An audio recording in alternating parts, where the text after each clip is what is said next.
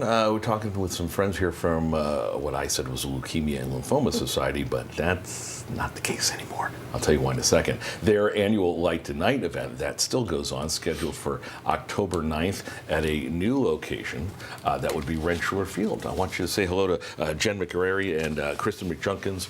Nice to have you both here. And the reason I say it's the artist formerly known as Leukemia and Lymphoma Society, because the name it just recently has changed to Blood Cancer United. Why the change, you know? We wanted to be more inclusive of all the cancers in the blood world.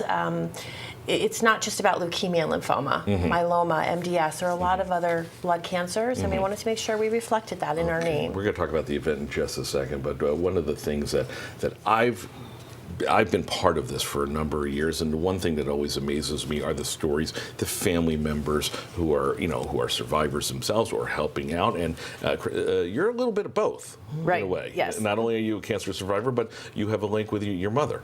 Yes. Tell us about that. My mom was diagnosed with follicular lymphoma in 2013, but it didn't progress aggressively until 2016, and it was really at that time to echo Jen's point about Blood Cancer United. I didn't even realize that there was over 100 types of blood cancer. Right. And so, it's really an education for a caregiver and patients. It really is. Now, one thing that I've learned over the years is back in the day, the time length of survival was just over 2 years, and to hear that your mom endured a lot longer, and those numbers have gotten much bigger, is a result of the advocacy, the dedication to research, and of course the support. Talk about the advocacy, because that's kind of your wheelhouse. Absolutely, and I'm the grassroots advocacy director for Blood Cancer United, where we really capture patient stories, and we have them tell their stories, their experiences, and share those with lawmakers. And it's really important that lawmakers hear from their constituents so they can help shape policies that help people with cancer.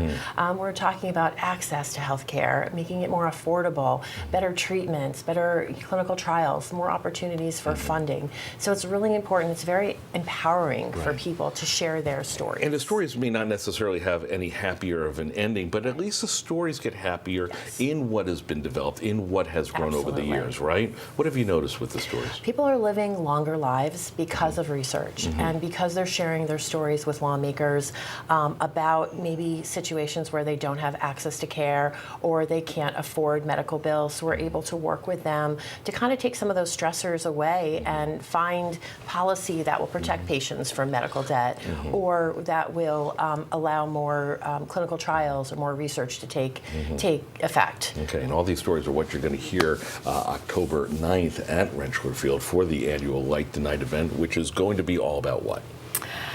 It's going to be about coming together. I mean, we're really, everyone's been touched by cancer, and so this one is focusing on blood cancer, but it's really a time for everyone to be united and to support each other, to remember the people that aren't here, and to celebrate the people that are going through. It's right, because it's more than a memorial, it's a salute to service, right? Absolutely. Yeah. And we would love for you to come. Kristen and I will both be there.